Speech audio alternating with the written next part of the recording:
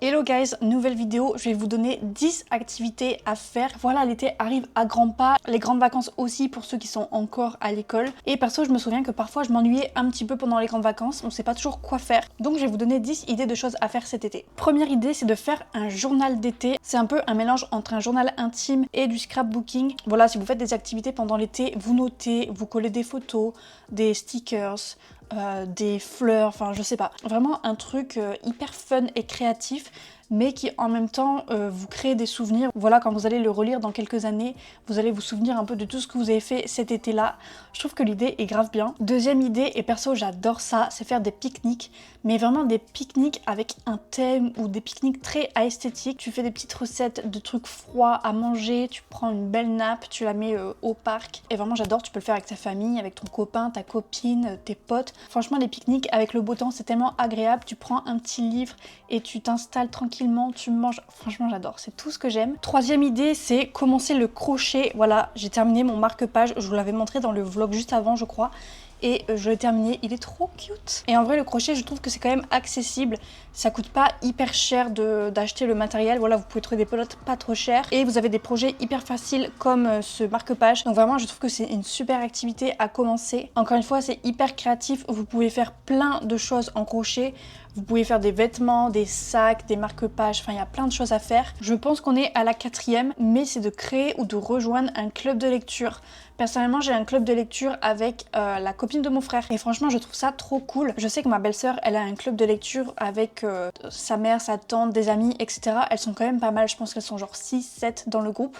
Et elles font des trucs de ouf, vraiment des beaux repas avec des belles tables assorties aux livres qui étaient choisis à lire. Enfin vraiment c'est trop bien, si vous aimez lire, faites un club de lecture, je trouve ça trop cool. Parce que vous avez la lecture qui est cool, mais il y a aussi ce truc de recevoir la personne chez soi et de faire une genre de petite déco dans le thème du livre du mois, faire un menu et tout, enfin je trouve ça trop cool. On fait pas encore ça avec la copine de mon frère parce qu'on est que deux et tout et voilà. Mais franchement je pense que quand elle viendra ici pour le prochain livre, je sais pas encore, on n'a pas de date de prévue, je pense que je vais essayer de faire des trucs un peu sympas niveau déco ou niveau nourriture. Ensuite, cinquième idée, c'est de faire des randonnées. J'ai une application à vous partager qu'on utilisait beaucoup quand on habitait à Montpellier. C'est l'application Visorando. Ça vous donne une liste de randonnées à faire près de chez vous, que ce soit à pied, à vélo, il y a d'autres trucs, je sais plus. Et pour ceux qui aiment bien marcher, je trouve ça sympa, ça te fait découvrir des nouveaux paysages, etc. Et c'est bon pour la santé aussi de marcher, donc franchement tout bénef, nous on adore faire des balades ou des randonnées. Je pense qu'on est à l'activité numéro 7. J'ai vraiment un problème, je n'arrive pas à compter,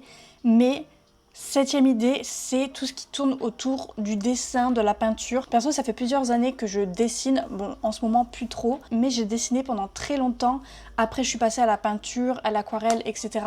Et franchement je trouve que c'est une super activité, encore une fois c'est très créatif, ça vous détend vraiment.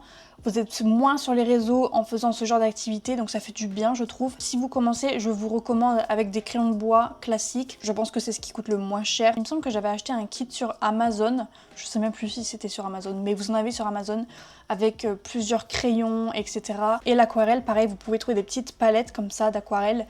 Et je trouve que c'est quand même accessible aux débutants. Huitième idée, c'est de vous lancer sur les réseaux sociaux si c'est un truc qui vous intéresse. C'est un truc dont je parle souvent sur TikTok, je donne souvent des conseils sur comment se lancer, etc. Et j'ai l'impression qu'il y en a beaucoup qui aimeraient se lancer mais qui osent pas. Perso, ça m'a apporté beaucoup de positif la création de contenu. En vrai, j'ai l'impression d'avoir plus confiance en moi. Franchement, je sais pas vous dire pourquoi, mais j'ai vraiment plus confiance en moi depuis que je suis sur les réseaux. T'as les échanges avec les abonnés, tu réfléchis à des concepts à faire sur ton compte et tout. Franchement, perso, j'adore la création de contenu. Il y a aussi les collabs, on va pas se mentir, c'est toujours très cool de recevoir des produits de la part des marques. Perso, j'adore la création de contenu et je regrette pas du tout de m'être lancée. On s'en fiche du regard des autres. Voilà, si c'est un truc qui vous donne envie, profitez des grandes vacances et du temps que vous avez pour vous lancer. Je pense qu'on est à la 9e activité, un peu un classique, mais qui est quand même sympa je trouve, c'est la cuisine. Essayez des nouvelles recettes. Perso, en ce moment, j'aime bien essayer des recettes qui sont un peu plus saines parce que je vous l'ai dit, j'essaie vraiment de changer mon alimentation pour réduire mon acné. Franchement, je vois déjà une énorme différence sur ma peau, le fait de mieux manger, etc. Essayez de faire des jus maison, de la pâtisserie. Il y a plein de recettes à essayer et perso, c'est un truc que j'aime trop faire. 10e idée, c'est de faire un genre de coffee shop maison. C'est un peu la même idée que le club des lectures, sauf que t'enlèves la partie lecture. Mais par exemple, t'invites tes amis chez toi et tu fais un genre de petit menu sur Canva voilà, que tu imprimes et tout. Et comme ça, tes amis peuvent commander entre guillemets une boisson qui est sur le menu et une pâtisserie, par exemple, si tu fais plusieurs pâtisseries. Voilà, je trouve ça trop cool personnellement.